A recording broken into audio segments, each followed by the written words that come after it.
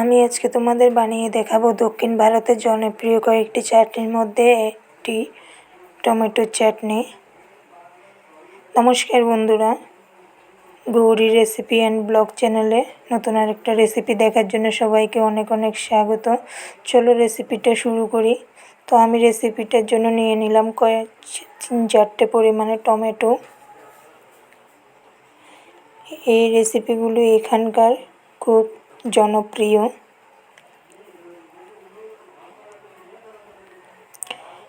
ইডলি, দোসা, উত্তাপাম, পরোটা এসব কিছুর সাথে এই চাটনিগুলি খাওয়া হয়। তো আমি কয়েকটি চাটনির মধ্যে আজকে টমেটো চাটনিটা তোমাদের সাথে শেয়ার করছি। তো আমি টমেটোগুলিকে বড় বড় করে টুকরো টুকরো করে কেটে নিলাম। এক টুকরো আদা নিয়ে নিলাম।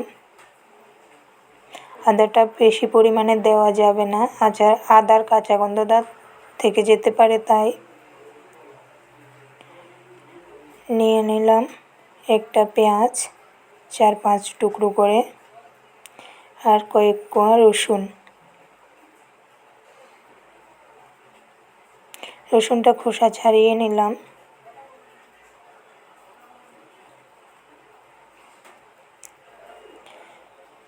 আর নিয়ে নিলাম কয়েকটা পরিমাণে শুকনো লঙ্কা। যে যতটা ঝাল খাবে ওই বুঝে শুকনো লঙ্কাটা ব্যবহার করবে। এখানে কাঁচা লঙ্কাটা ব্যবহার করা হয় না, কারণ কালারটা সুন্দর আসে না। তো কড়াই বসিয়ে দিয়ে একটুখানি তেল দিলাম কড়াইতে, বেশি তেলের প্রয়োজন হয় না। এখন টমেটোটা দিয়ে দিলাম, কিছুক্ষণ নেড়ে চেড়ে বাকি পেঁয়াজ, আদা, রসুন, লঙ্কা এগুলো দিয়ে দেব।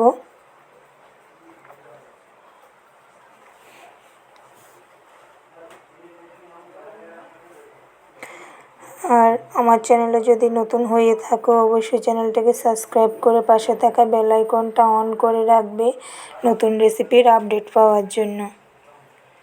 তো মোটামুটি আমার হয়ে গিয়েছে ভাজা। এখন নামিয়ে ঠান্ডা করার জন্য রেখে দেব একটা পাত্রে।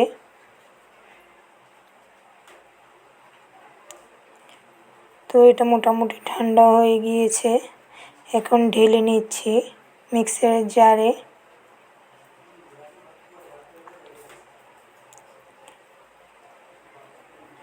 বাস একটুখানি নুন দিয়ে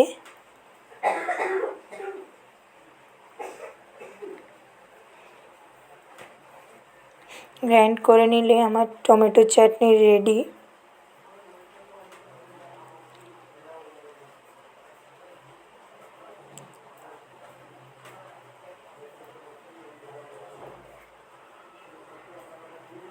এই চাটনিগুলো আমার খুবই প্রিয়, আমি মাঝে মাঝে ঘরে বানিয়ে থাকি।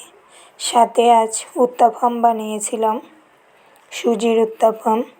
তো আমার রেসিপিটা তোমাদের কেমন লাগলো অবশ্যই কমেন্ট করে জানাবে। ভালো লাগলে লাইক, কমেন্ট, শেয়ার করতে ভুলবে না। আর নতুন হয়ে থাকলে চ্যানেলে অবশ্যই চ্যানেলটাকে সাবস্ক্রাইব করবে। আজকে এ পর্যন্ত, টাটা সবাইকে।